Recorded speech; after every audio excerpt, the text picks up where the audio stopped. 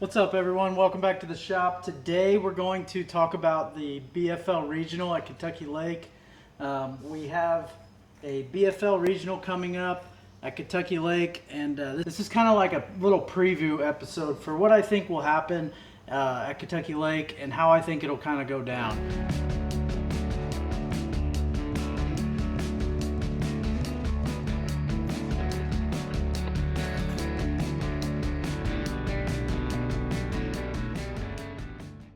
Been a few years since I've been to Kentucky Lake.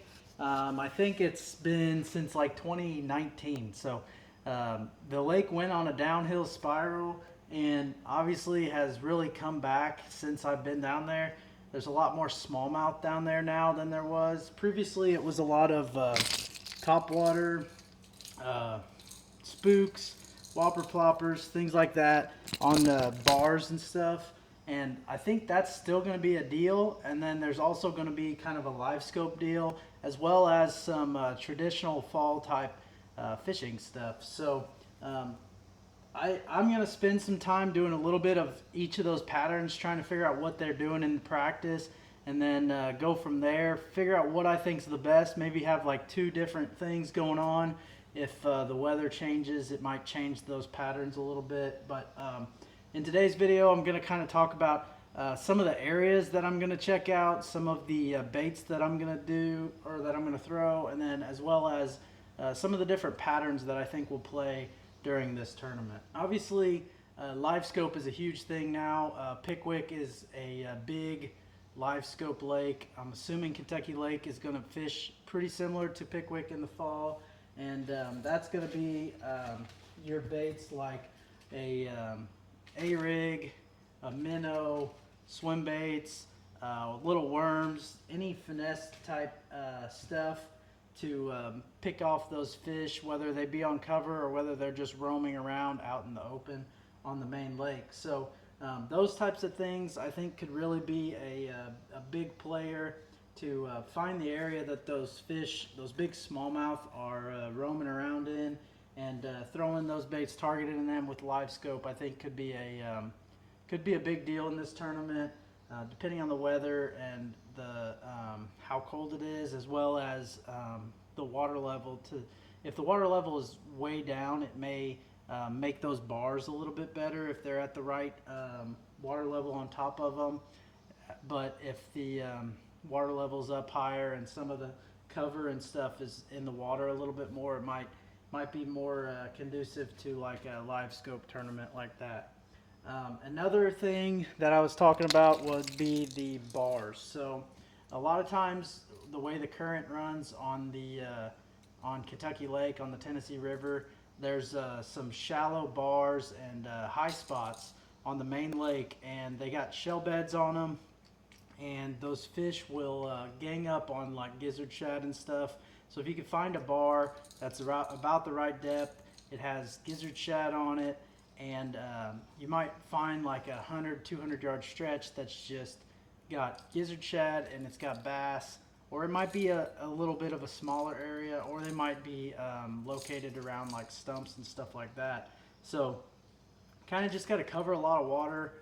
This whopper plopper does a really good job of covering water. You can just throw it out there and just constantly keep your trolling motor on high and just keep moving. This one works pretty good. Any type of spook, like a Zara spook, this is a gunfish, or a evergreen shower blow. Anything in a white color to make it look like a shad, so that those fish will come up and they really want to eat it if it looks like a shad, because that's what they're out there eating to begin with. And so also on those bars, you could throw like a spinnerbait or a crankbait. Like if you get around cover like stumps on those bars that got a little bit of water on them, you can target those with like a crankbait, spinnerbait, or even flip them. A lot of times in the fall, you want to kind of cover a lot of water, so something moving bait is good. But if they're not eating that, then you can also throw like a 3/8 ounce jig, or a tube, or Texas rig, or any Texas rig that you got confidence in. So those are the kind of the things that I think will happen on those bars, is covering a lot of water, finding the right depth that those fish are at, and then finding that gizzard shad.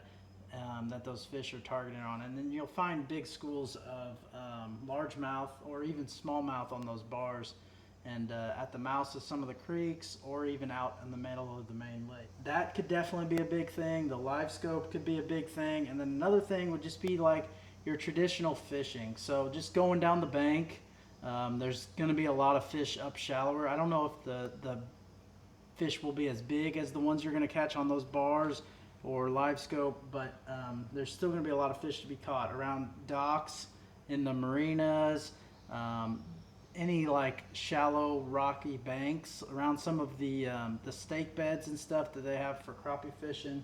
Those bait fish are really gonna be moving up into the shallows, and those bass won't be very far behind them. So anything you like to fish shallow, whether it be a square bill or a buzz bait or a spinner bait, something that's continuously moving to cover water, find that shad, and obviously the bass will not be very far behind. So that's another thing. I know the year that I qualified for the All-American, the fishing was extremely tough. 2018, people were not even catching limits because the fishing was so far down.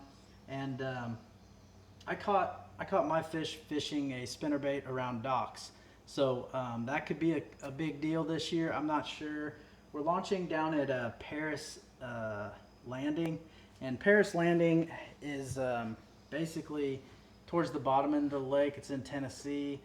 Most of the largemouth will be kind of down there. Obviously, there's largemouth and smallmouth in both sections, but tend to be more smallmouth up towards the dam, so in the north end of the lake. So if people are going to target the smallmouth with live scope, or if they find some bars with smallmouth on it, most of those are going to be more towards the dam. And it's going to be a little bit of a decent run. I think it's like 35 miles or something to the dam. So that could be a deal. Or years ago, people used to make a long run down to New Johnsonville. Not sure if people still do that or not. Might spend a day down there practicing. Not sure yet, but probably spend a day up north, a day down by Paris, and then after that, just kind of figure out where I think the best area is and concentrate on an area. That way I'm not running back and forth throughout the whole thing. Looking forward to the tournament. By the time this video posts, the tournament will be the next day, starting the next day. So hopefully my practice went well, and hopefully we're on some fish, and hopefully we can catch them and get them in the boat, and top 3 make the All-American. And that's always the #1 goal. After making 2, I just want to get back to another one. It's just an awesome tournament. They really roll out the red carpet for you. MLF is just an awesome tournament, and one that I really want to get back to again. And hopefully we can get back to our 3rd All-American, and we'll need a top 3 this week. And it could be difficult because there's 130 something people and a lot of locals. So we're gonna give it all we got, and hopefully we can have enough, and hopefully we can get in that top 3 and make the All-American. But thanks for watching. Be sure to like and subscribe, and we'll see you guys next time.